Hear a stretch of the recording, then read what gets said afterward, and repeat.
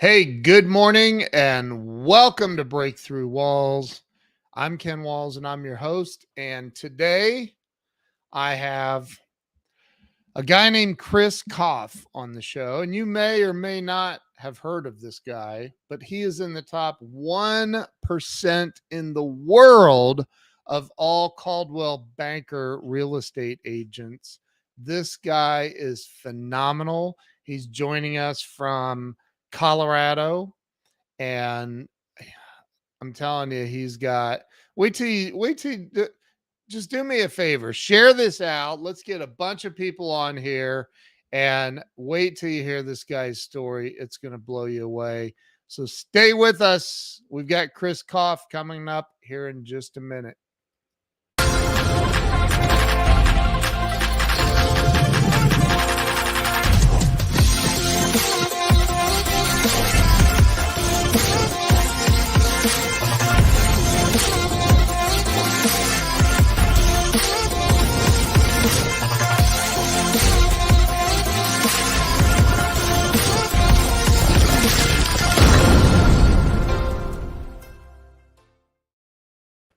And we are back. Let me bring Chris on. Chris, welcome to the show. Ken. Hey, welcome. Thank you. I'm excited to be here. It's good to have you here, man. So you're in the top 1% of all Coldwell Banker agents in the world and have been for 10 years or so. And I assume that you have to sell at least 2 or 3 houses a year to get there. Yep, that's true. That's true. Yep. That's got to be a lot of properties, man.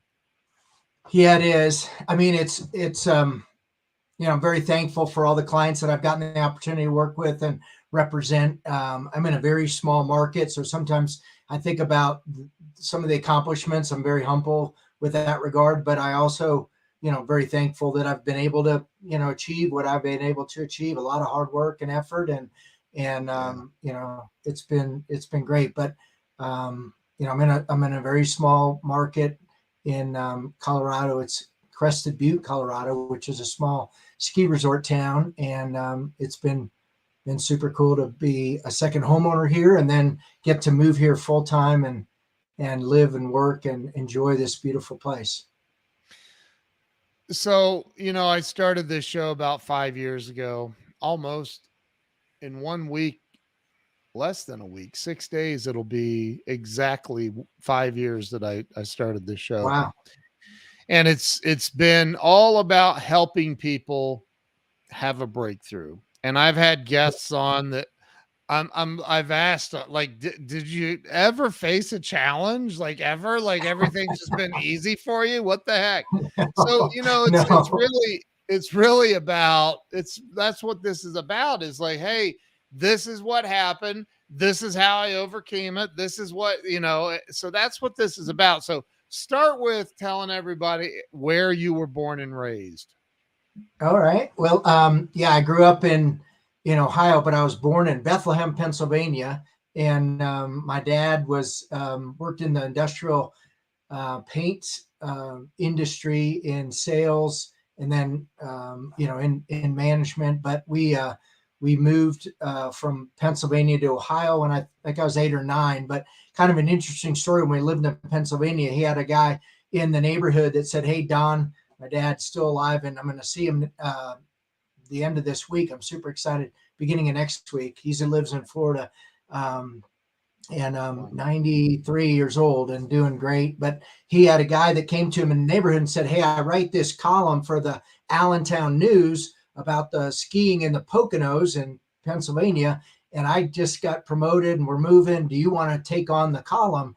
And my dad said, "Well, why would I want to do that?" He said, "Because then your family gets to ski for free because you get a press pass to go ski at all these places." And he's like, "Wow, that sounds like a good deal. I'll do that." And so, it was a lesson to me early on about marketing. Like this, he's promoting these ski areas, and he gets carte blanche, opportunity to get the press pass. And that's how I learned to ski when I was like 3.5, 4 years old. And who knew, Wow. Full circle, I'd live in a ski resort area, as an adult and get to raise my Where family here. were you living in PA when you started Yeah, we were skiing? in Bethlehem, Pennsylvania at the time. And then, so I, from about 3.5 to about 8 years old, those skills stay with you. But we moved to Ohio, and I grew up mostly in the Ohio area. I really was living in Worthington, the Columbus area. Went Yeah. to Ohio State, and a proud Buckeye, and Go Bucks. super excited. I think there's a lot to be said for the Midwest, and I'm very thankful to be able to be raised in that kind of an environment. I think it was a very humbling and good values and great family values. And anyway, Yeah. my brother moved to Dallas, and I moved to Dallas after I graduated from Ohio State with a good friend of mine, and we were roommates and started in the technology industry. And so it was good. But I was a marketing major at Ohio State, and kind of a funny story of overcoming challenges. I wanted to be in technology sales and sales management.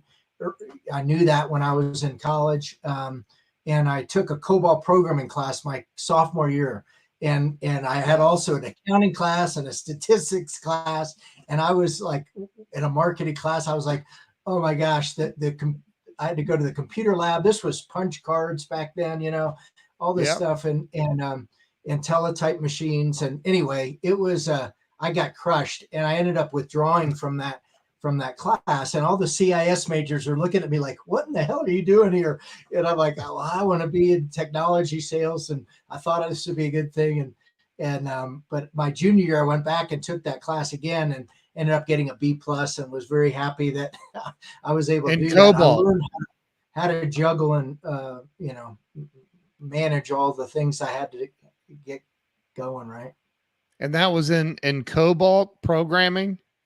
Yeah, it was COBOL programming Jeez. class. So, I'd done a Pascal and Fortran class as well. But anyway, I was very, very thankful to get through that whole thing. But college was a great experience. I was a member of fraternity, and I was a house manager, and really enjoyed that whole experience. And it was interesting living in a house with 120 guys, because some guys are like not going to class, some guys are doing unbelievable, and really high achievers, and you try and kind of model the way and figure out, all right, I don't want to do what those guys are doing, and then but I found my way, and it was a great group of guys. I have a lot of great experiences from that, for sure. So are you familiar with Mean Mr. Mustards?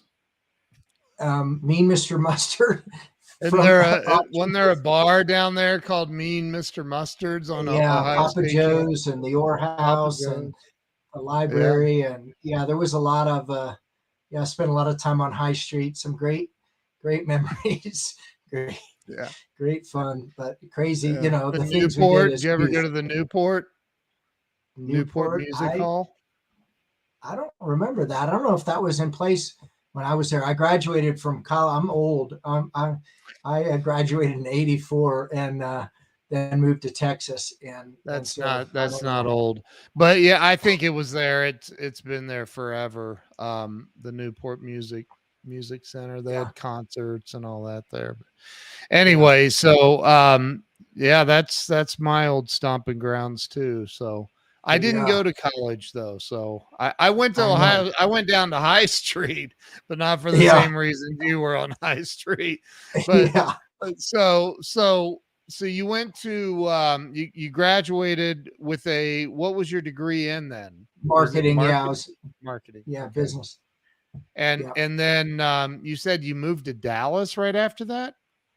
I did. Yeah, I had my brother had gone to law school at Wake Forest, and um, he's 6 years older than me, so he was about 3 years ahead of me moving to Dallas, and he worked for a law firm in Dallas. And I had a summer internship. I actually worked for a software company for a summer, and then decided to move to Dallas, and did that in '84. And I worked for a company called Lanier back before there was computers. There was this dedicated word processing systems, and Lanier had a number of different divisions, and I was in the business systems division, which was the precursor to personal computers. And then we got ended up introducing personal computers and in networking and a bunch of different things. And I was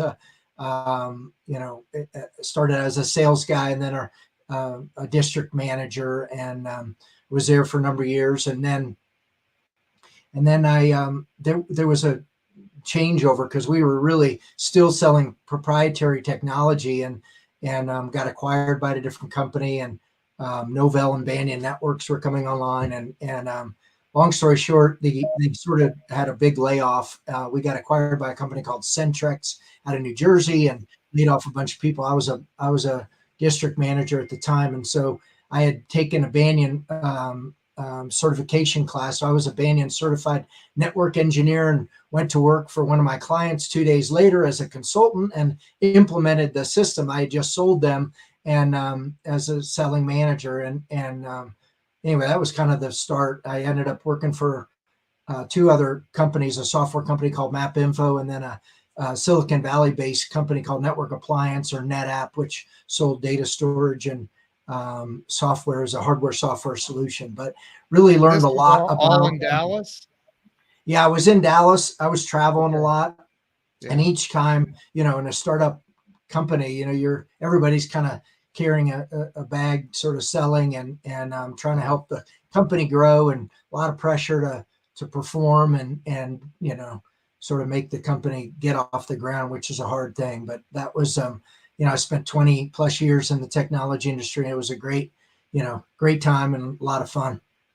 Wow. Yeah. So talk about because you've been doing the real estate thing now for quite a while, right?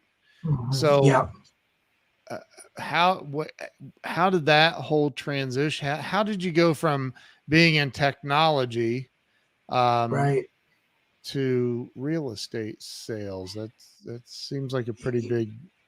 Yeah, it was definitely so in early 2003 approximately, my I had just gotten a promotion. I was a OEM manager. We had a relationship with Hitachi Data Systems, and they were going to be OEMing or white labeling our product as a part of their solution. And I was the OEM manager with that relationship. It was a very important relationship for the company. I was going to be traveling around the world. I had a flight to go to London on Sunday.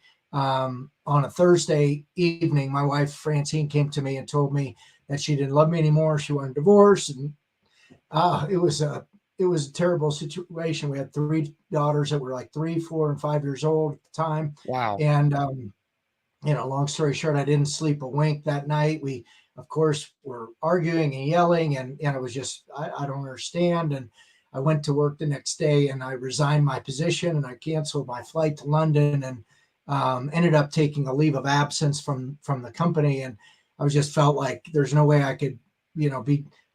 This was a huge step, a huge rung in my career, and a very exciting opportunity. But it didn't matter the millions of dollars of stock options and the income that I was generating and supporting my family if my family broke up and we got a divorce. So I just came home and I said, hey, I'm here. We got to figure this out. We met with our minister. We met with we started doing marriage counseling and all sorts of stuff. And, it really wasn't working at all. And one day I went and met with the marriage counselor, and, this was after a few months of meeting 2 or 3 times a week. And he just said, I'm sorry, I've visited with thousands of couples, and I just don't see this is going to go anywhere. And, wow. So we ended up having another session, and somehow it came up that he thought my wife should go to AA, and she's happy and she's open with me talking about that. But long story short, she went to AA and committed to 90 meetings in 90 days. And that was really the beginning of, the success. And I started going to Al-Anon, and I always say if it weren't for those programs and the 12-step program, we wouldn't be married today. But after about a year, we ended up renewing our vows, and very thankful to say we've celebrated 20 or 32 years of marriage. But certainly that was a rough time in our marriage for sure. My gosh, wow. I am a So proud member of Alcoholics Anonymous myself, as you know. So yes, I um, do. some miracles do occur in that environment. Yep. I just celebrated 20 years on August the Awesome. 10th. Yeah, man, That I'm was congrats. Yeah, I was with very, Francine very when grateful. she just got her 20-year chip as well, which is really, really cool. That's so So awesome. yeah, that was certainly a transition, and Yeah. something I didn't anticipate. And I'm like, all right, now what am I going to do? And really, I started a billboard business with a partner. I was looking at different things, and we started building and buying billboards and real estate underneath billboards. And And this was in but Dallas. this was in Dallas, and so Okay. we ended up building. I don't know. We had a number of assets from Texas to South Carolina and Oklahoma and different places, but it was a tough business. And after about 6 years, 7 years of that, with dwindling funds, I'd invested quite a bit of money into that business, and I was kind of like, all right, we had a second home in Crested Butte, Colorado, and we had our home in Dallas, and I was like, Francine, we need to make a decision. Where are we going here? Because I can't, support both those things. We had been really living off our investment portfolio and had dwindling funds, and decided to move to Crested Butte and sell our house in Dallas. And it was, I'm like, I'm not sure what I'm going to do. And then on spring break, we were in Crested Butte, and I met with the managing broker of the Coldwell Banker office, and he said, look, I don't hire anybody that doesn't have at least 2 years of experience, is already a real estate agent. And he kind of looked at his watch, and I said, well, how much time do I have? And he was getting ready to answer. I said, can I have 30 minutes? And he said, okay. We sat down, and after 30 minutes, he said, all right, you can be a real estate agent here, but you have to get your real estate license. And I don't have any training, so you're on your own. It's sink or swim. And that Wow. was the start of my real estate. And this was in June of 2009, by the way, which is the height of the financial crash and the real Oh estate, my Lord have crash mercy. and major recession. So some people were like, Wow. what in the hell are you doing? But Right. So in yeah, 2009, right at the peak of the financial disaster, you yeah, wow. yeah. That's crazy. What made you think this is a good idea? Well, I just, there's fear and there's faith, right? And I just Yeah. realized that I had faith, and I knew that if I took the principles that I learned in the startup technology world, and I Yeah. said I can apply these things, and that was a great proving ground for me individually, but also just a huge learning experience. We had Clayton Christensen, Innovator's Dilemma. I got the opportunity to have, he came to our company and spoke, and there's Jeffrey Moore. Crossing the Chasm was a Bible in our technology world back then. And I took a lot of the books. I was actually starting to read a lot of Dan Kennedy books back then, and I said, I can figure this out, and my wife was, Francie was looking at me like, is this really going to work? We sold our house, we moved here, we're kind of committed at this point. So I'm like, it has to work. And I really worked Wow. hard. Early on, I was listening to a lot of the talking heads in the real estate world, and it was all about cold calling and for sale by owner and expireds and soliciting and all this stuff. And I'm just like, all right, I'd done more cold calling probably than anybody in the technology world. Believe me, I'd spent a big part of my career understanding and mastering that. My first job in college was actually telesales, telemarketing. So, but I soon realized that I wanted to build a business of attraction as opposed to, outbound soliciting. And, I kind of looked around and I said, what are other professionals? I don't see CPAs and attorneys and doctors, doing soliciting and cold calling. And Right. I said, I'm a professional real estate agent. So I started building a business of attraction instead. And that was really the beginning to my success as a real estate agent early on. So okay, so talk about that. What when you say attraction, what's that mean? Define that for the people listening. So I think it's important. Marketing is super important. When I showed up as a new real estate agent with Coldwell Banker, they were like, "Well, there's your desk. There's a phone and an internet connection and a chair. Have a Wow. nice day." And so I'm like, "All right.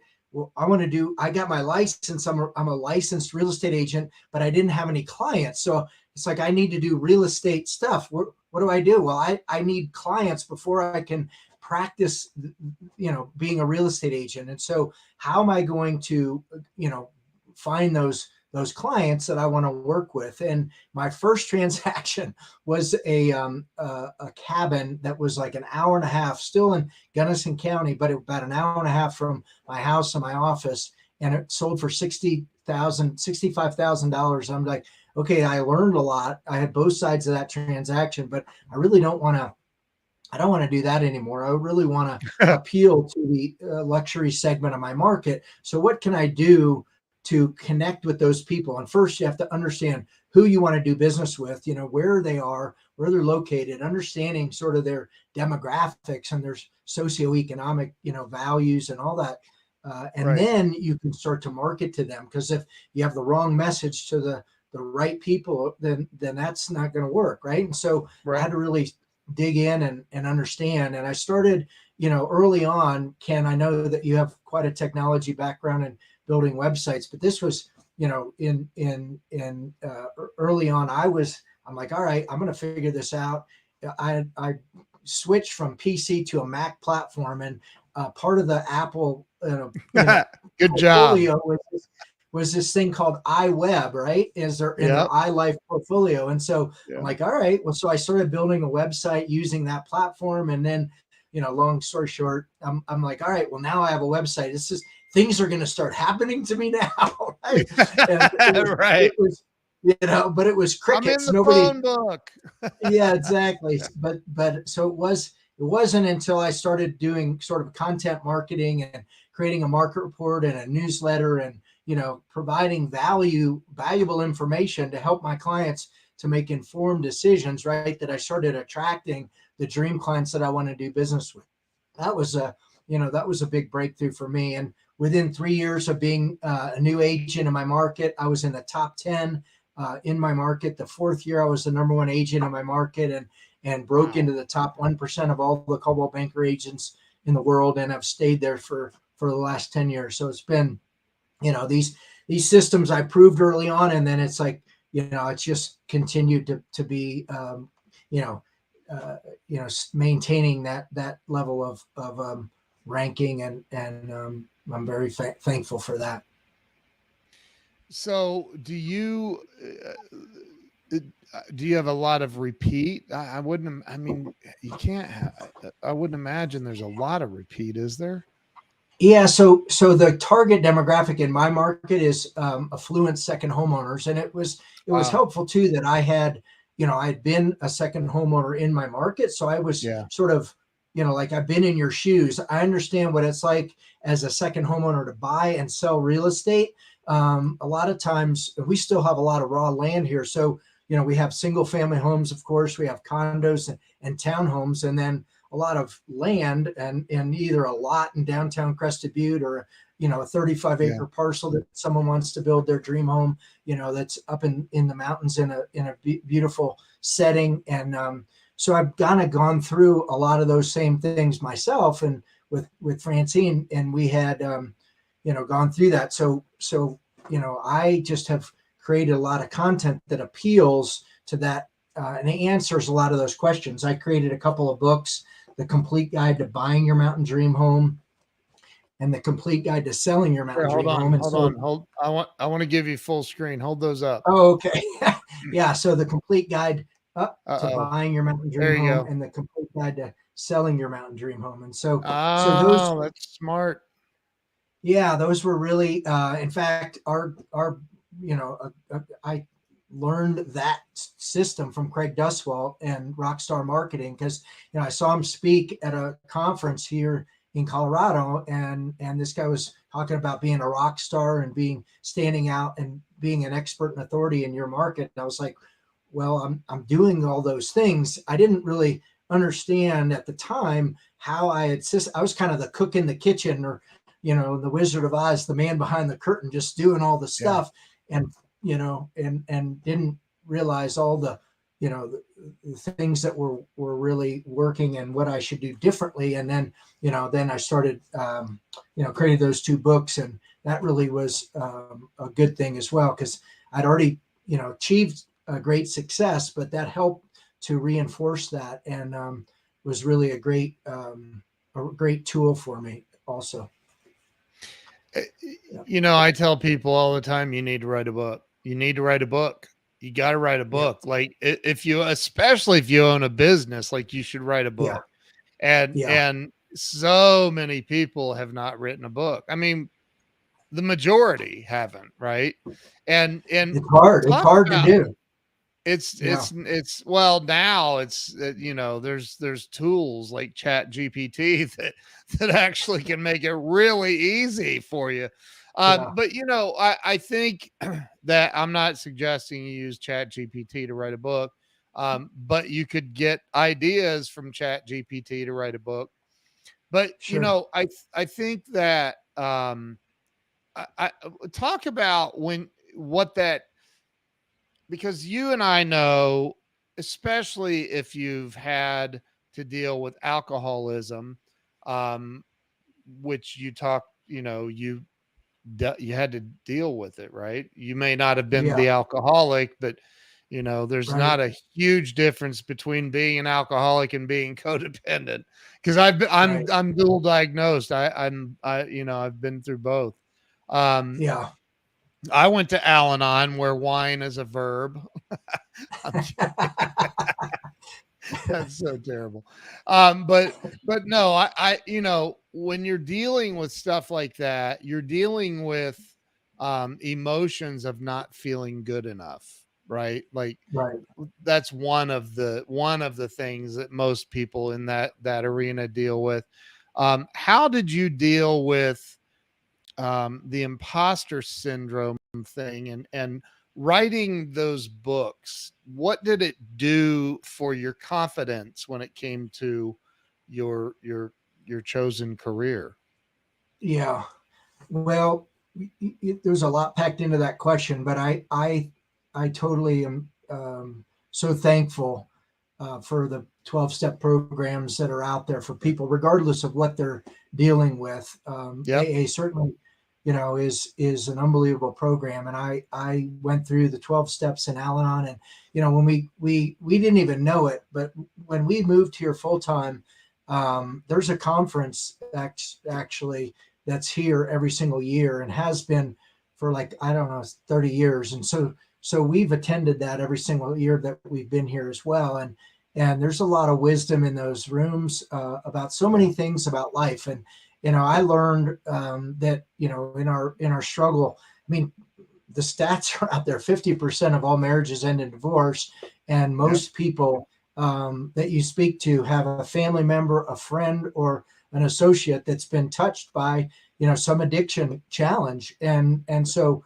we're really speaking to the general public here. It's not like, but I was considered an alcoholic with somebody that lived under the bridge with, it was a wino. I didn't, and it's so funny because Francine was originally like, well, I don't want to go to the group that's closest to our house because people will see me there. It's like, well, I yeah, can but relate. and she would come home and she would tell stories. And at the time, we're still struggling with our, the marriage counseling and trying to figure this whole Yeah. thing out. And she was saying, oh, there's so many funny stories. And I'm like, well, this isn't funny to me, because it's not necessarily about the alcoholism. It's the behavior and all the other things that, Right. come with it. And so you got to deal with that. And we really learned that communication was super important, and we needed to have a better foundation for that in our marriage. And it was a Yeah. great blessing, as a father of three daughters, and a husband, I got a lot, of times it was like, well, Dad, you just don't understand. Or, I get that from Francine and the girls. And I'm like, you're right. I don't understand. Help me understand, so I got to be a lot more of a patient father and husband and friend, and really do a lot of introspection through Al-Anon to really understand that it's not about me, and I need to do the best I can to support others around me. You can't and I thought at the time that people wouldn't and couldn't change, and then I realized and learned that how I could help people and serve people to change, and that people could move from way over here to way over here, and there was a lot of really great lessons in that whole process. I mean, I'd spent years as a sales manager helping salespeople to be successful and training them and that, but this was a totally different paradigm for sure. Yeah. Well, and a concept that's difficult to wrap your brain around when you're codependent, which is what Al-Anon helps solve. But is being powerless, and because I've always been the kind of person that's like, no, I've got the power and I can change this, I can fix it, and which I suffer from that still. There's times when I'm like, hold on, I got a tool in the toolbox somewhere, I can fix this for you. And it's hard to let go. For me it's hard to let go of that and let God and all of those sayings. How did you deal with that? How did you deal with that? It's got to be tough. It was, and it was, so that was, in like 2003. We moved to Crested Butte in 2009. So we had really 6 years, and people always say, you don't just move because your problems and issues and the things that you're dealing with will move with you. Just because you change the scenery doesn't mean anything's going to change. Right. So it was, I had a sponsor, my wife had a sponsor. And so we had a lot of, there's great friendships that you establish and principles that you establish in those rooms. And we really had now built a very strong foundation.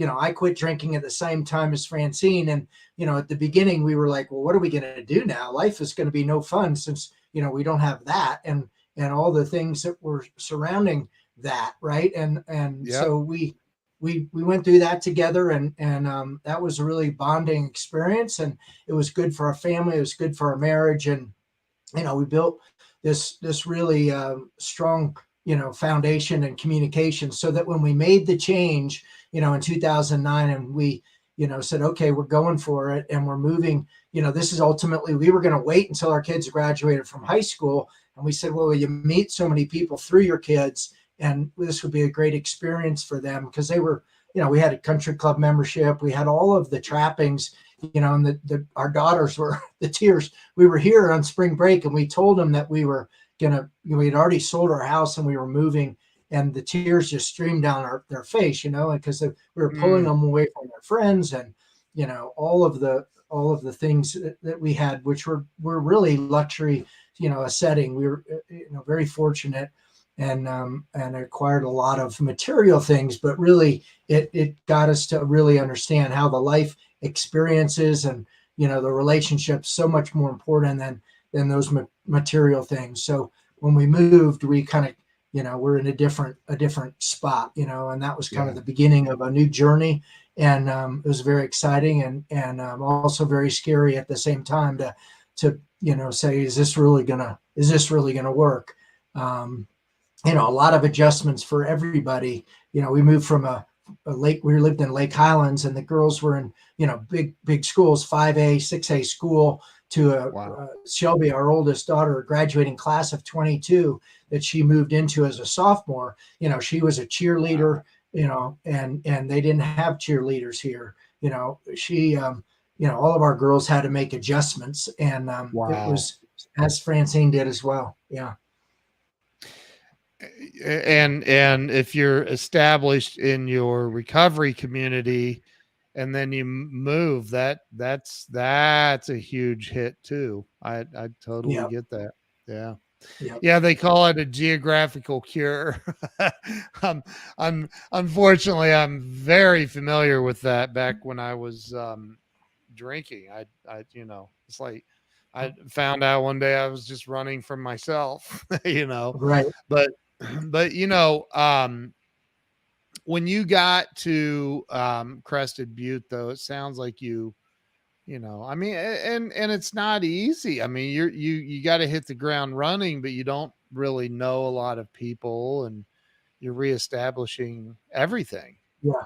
Yeah. Yeah. Well, and I always say, as far as my real estate business, I was starting from scratch. I had no leads, no Right. listings. Nobody knew me. I didn't know anybody. I didn't really understand, this process of what am I going to do and how am I going to, start my business and how can I be successful. And Right. so, I went from sort of zero to hero in a pretty short period of time. The guy that was the owner broker for Coldwell Banker Mountain Properties, said, introduced me as a speaker one time and said, Chris is generated significant market share, but at a time, leveraging technology, it would have been very hard to do what he did had technology not been there for him to rely on. And so I really used that to my benefit and was an early adopter of a lot of different technology platforms. And I'm always still, I'm a member of a couple of marketing and digital marketing masterminds and coaching programs. I Yeah. spend almost $50,000 a year investing in myself and my business. And I've been able to actually a number of years ago, I recruited my daughter Shelby away. She was working for Colorado Homes and Lifestyles magazine, and I made an offer to her, and she accepted. And so the first thing, it's like, all right, I met with Craig Duswald. He's like, well, you can help other real estate agents with the same systems that you've created. And so I Yep. brought Shelby on, and this was like in 2017 or 18. And she was like, all right, Dad, we need to understand what your systems are. And she said, you don't have any of these documented? I'm like, well, I just do what I do. I know what I do and I do it. And she's like, no, we gotta break this down. And so we ended up, she helped me to really understand what were the things that were working. Because believe me, I've tried a lot of things that didn't work, a lot of failures, a lot of time and effort. And we ended up kind of distilling this down into this core set of systems. And I wrote a book at the time, The Steps to Success, which was sort of a precursor to another book that I've written, Digital Niche Marketing for Real Estate Agents. And, now we're helping Coldwell Banker agents, other Coldwell Banker agents, and we're opening it up to other agents as well to be able to help them to have the leverage technology and use proven systems to be able to attract their dream clients and stop spinning their wheels, stop this crazy thing of cold calling. I always say, how many people, answer their phone when it's somebody on their phone that they don't know? It's like, no, that's going to voicemail, Yeah. being able to leverage technology and systems is we're getting, we're have a core group of agents that we've implemented these systems for, and we're getting ready to scale that as well. Wow. Yeah, I know you've got a lot of great things happening. I have the fortune of knowing you, and dude, you're a rock star, man. I think, and you keep talking about how Craig guided you. I think that was definitely the right guidance, getting you to write a couple of books and put all that together. The So let me ask you this, and I normally wait till about we're 40 minutes into this, but talk about in your opinion. Now, the number one answer to this is fear. So if that's your opinion, you can't share that. Okay. I'm kidding. So the just I want to hear you kind of expand on what do you think the number one thing is that stops people from achieving real financial success and freedom and joy and happiness. And I do believe they're related, because I've been on both sides, broke and homeless, and wealthy is better, way better. What do you think stops people from having it all, Chris? Um, it's a good question. I can still remember I worked for Lanier early on, and my first job out of college, I was 100% commission. So that was a huge risk, a huge leap of faith. And I can remember I had a Texaco. That was the first credit card I was, you got a solicitation, like MasterCard and Visa. They weren't sending me, any applications, but I got a Texaco gas card. And there was a Texaco in Irving in Las Colinas, and it was like I could go there because they had I could get a sandwich and a bag of chips and a Coke or something, and I could eat, until I got enough money to be able to, pay for lunch, because it was tough. But it's not always, people a lot of times think, oh, Chris has always been successful as a Coldwell Banker agent, a global luxury agent. I was, it wasn't always that way. I struggled as well before I really figured out the systems.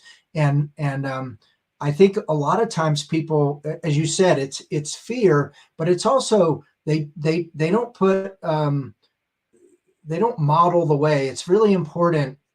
It's important to find people and surround yourself with others that are doing the things that you want to do. It's important to model those people. And because a lot of times we think, oh, and I'm a control freak as well. You talked about, the codependency in Al-Anon. And I thought originally, oh, I can fix Francine. And then, her sponsor came to me one time and said, leave her alone. Right. We got this, Right. and it's like, you don't need to be involved in her recovery and her program. And I'm like, oh, and she's like, in fact, you need to be working on your own program a little bit more. But I think, surrounding yourself with the right people that can help you and guide you, and then listening to what they say, because so many times people, we go to conferences or we go to events and it's like, oh, I'm going to take great notes. And then you put that up on the shelf and you don't execute anything, right? Tony Robbins says, knowledge is important, but execution and actually taking action is the difference between people that are going to, do so or average and high achievers. And I always come back from a conference or something, I'm jazzed up, but I'm like, all right, I just got to go through, and I use a couple of different color highlighters, and I'll go through the things that are super important. And then I'll go back through with a different color and circle, the short list of things I'm actually going to implement. Because if you don't implement, then you never ever get there. And it's so easy to say, I'm going to do this next week because I'm busy this week. And, that becomes next month, and then next, 6 months from now, and it never ever happens. Right. So I think that's key. It's partly fear, but it's also, people that just, there's some people that'll take action, and other people that'll say, I'll do that tomorrow. And then it just turns into inaction, and they don't get the benefit of even hearing the message. Right. Yeah. I think another thing that, and I've been guilty of this, having the opportunity to go to a conference, before I became a speaker and before I started, speaking at conferences, attending conferences, going to masterminds, being a part of something. And I've done that, where you go, you come back, you're jazzed, and then you don't implement. and you're like, oh, those things are just a waste of money and time, and it's everybody's over there going rah rah rah. But I think that showing up is so daggone important. Showing up, Yeah. no matter, over and over, because it could be the next conference where the light bulb clicks, and all of a sudden you're like, oh my gosh, now I get it. Now I Yeah. get it. Right. Yeah. It's just Yeah, for sure. It continuing could to be the show up. same exact message, but Yep. what's different is you're in a different place, and Yep. you're more open to receive it. Or maybe you've gotten hit across the head with a 2x4, and you're like, all right, I'm going to figure this out now. And you're now Yeah. listening, now you're hearing, it was there the whole time, but you weren't listening, and you were like, okay. Or you said, well, I know more, and I'm going to do it this way. And it's like, why not stop being so pigheaded and say, all right, I'm going to figure out, right. I'm going to, figure out how artificial intelligence can help me as a real estate agent, how I can adopt, that platform. I've heard some unbelievable, things about where that technology is going and what it's going to do to change all of our lives. And so that's a great example. It's like, you can just say, I don't know about that, but it's like, no, how do you harness that? How do you leverage it? It's just a tool in your tool belt that you may be able to really have a big benefit from. So things like that, right? Staying open, Yeah. stay open to Yeah. possibilities.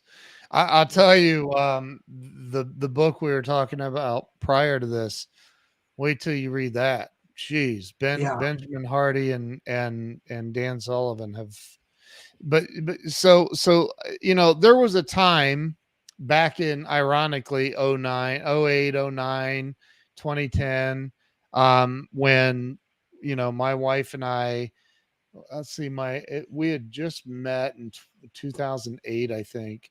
Our daughter was born in 2010, and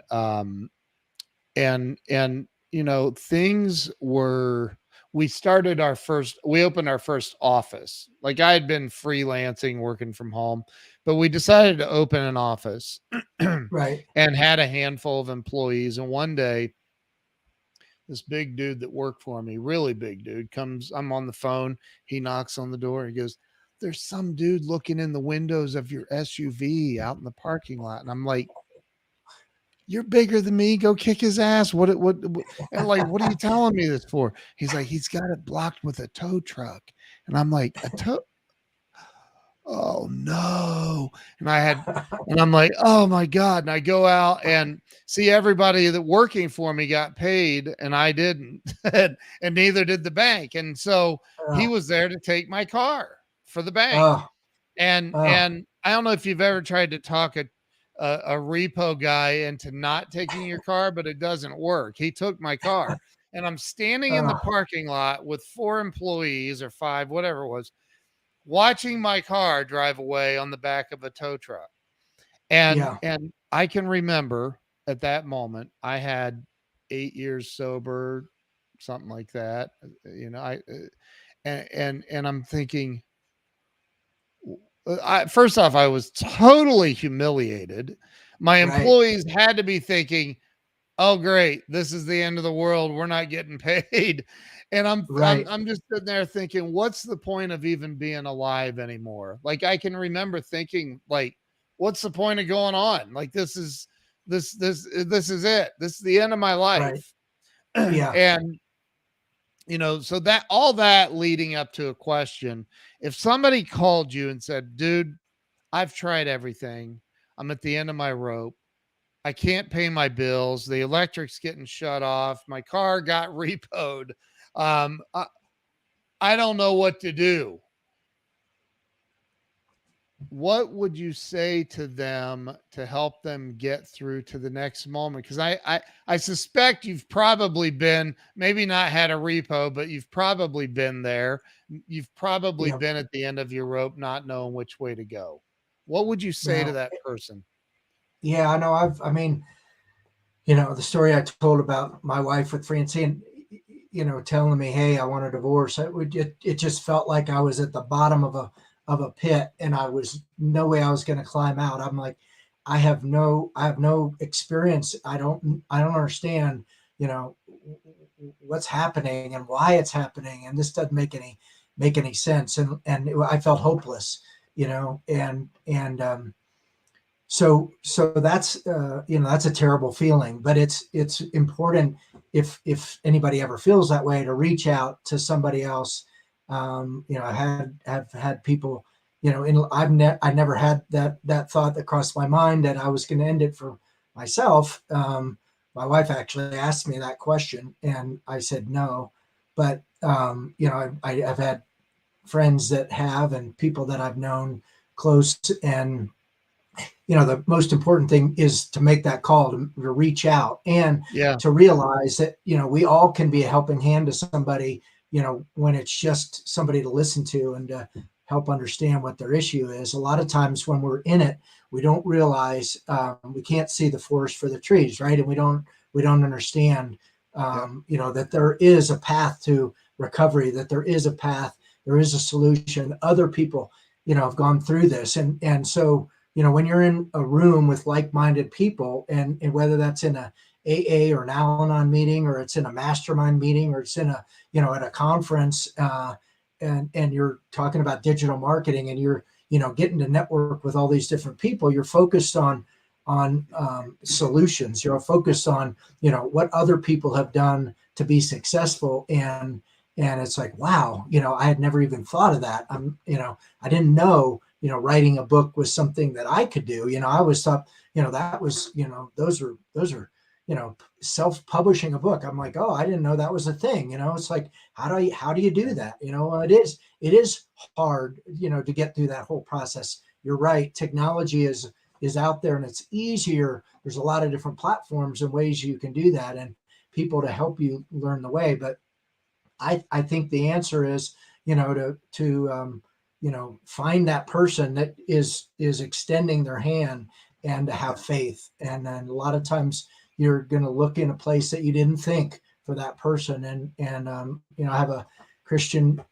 faith, and I believe that even though I went through some very challenging times, that there's a reason for some of those things, and the lessons that we all learn through the bad times and the good times. But we learn so much from the bad times and failure and challenges, and it really does define a lot of who we all are, and what you're going to do.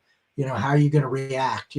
Everybody has bad things that happen to them, but it's like, all right, well, what do we do now? How do we figure this out? There's a solution. Who can we lean on to help us to find that solution? So that's kind of a long answer to your question, but no, it's a perfect answer. It's reaching out to other people. I think, from my perspective, I've always found it difficult because I'm such a self-starter and self-sufficient.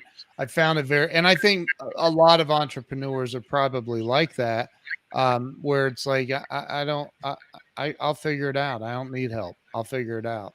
And until your ass is on fire, and then it's like, oh, wait a minute, maybe I need to call that guy or that gal and get some guidance.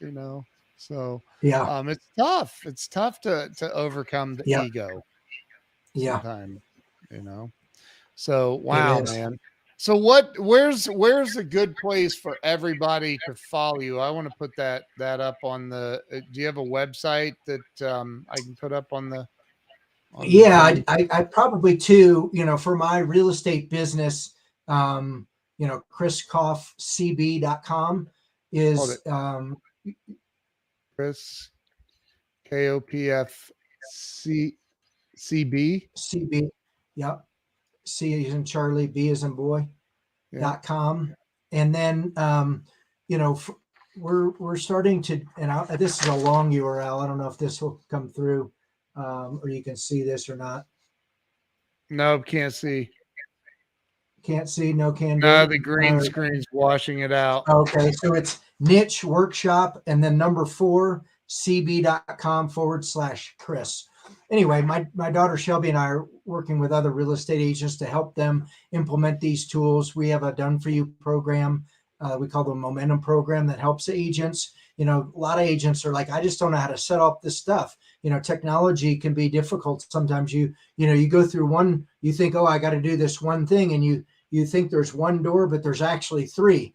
And you're like, oh, right. Now I have to make a decision. You get through that door and there's a fork in the road. And you got to do these 4 things before you can do the next thing. So one-time setup is hard, and then consistency and monthly. So we created a program where we create a market report and a newsletter and a lead gen funnel system, autoresponder email sequences, and help agents to create all the content to fill in the blanks. And so that they have a system, and then we deliver that on a consistent basis for them every single month. So we generate the market report. We generate the newsletter, and the market report's part of that. We help to repurpose that on social media and on their blog, and so Wow. it elevates their status. Where our kind of core demographic is an agent that's probably in the 45 to 60-year-old range that maybe feels like technology has passed them by, and they're really not understanding how they can leverage social media, how they can leverage the internet, how they can Right. use technology and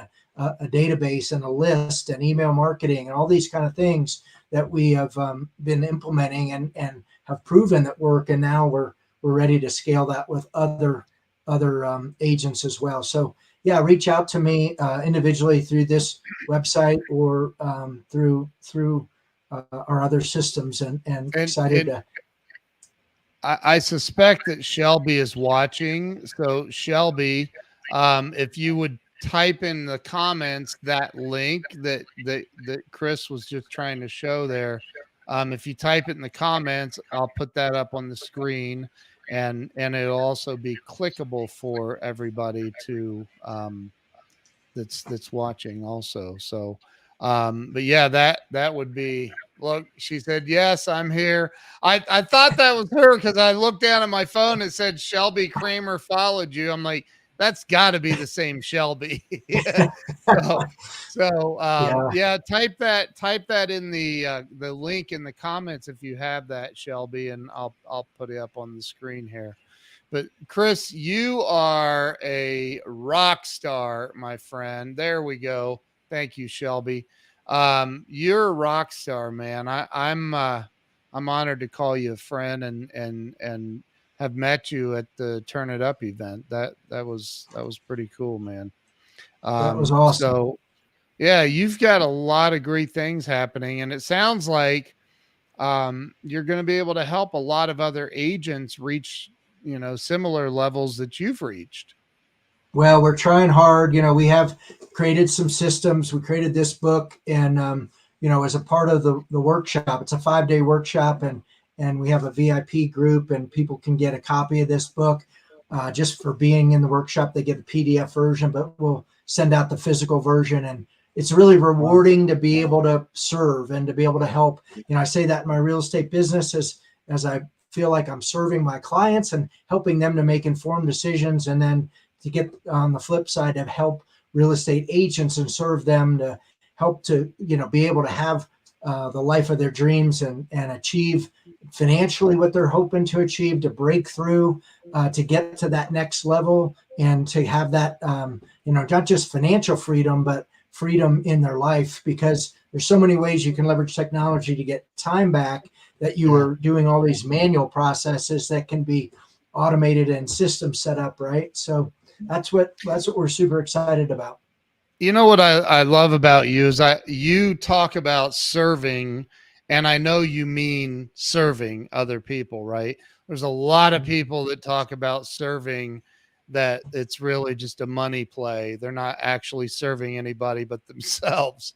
Yeah. You are not, that's not you. I know you. That's not you. You genuinely are in this to serve other people and help them achieve the levels of success, multi-million dollar levels of success that you've achieved as a real estate broker, man. It's incredible. Yep. Yep. Been very, very, very fortunate and very thankful for sure. Yeah, that's awesome, man.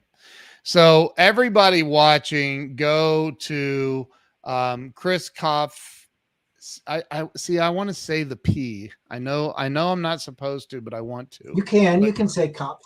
My Kopf. grandmother would pronounce the P. Yeah, like Oh, it's really? kind of like, yeah, she did. Wow. So, but go over to chriskopfcb.com. That's ChrisKopfCB, charliebravo.com.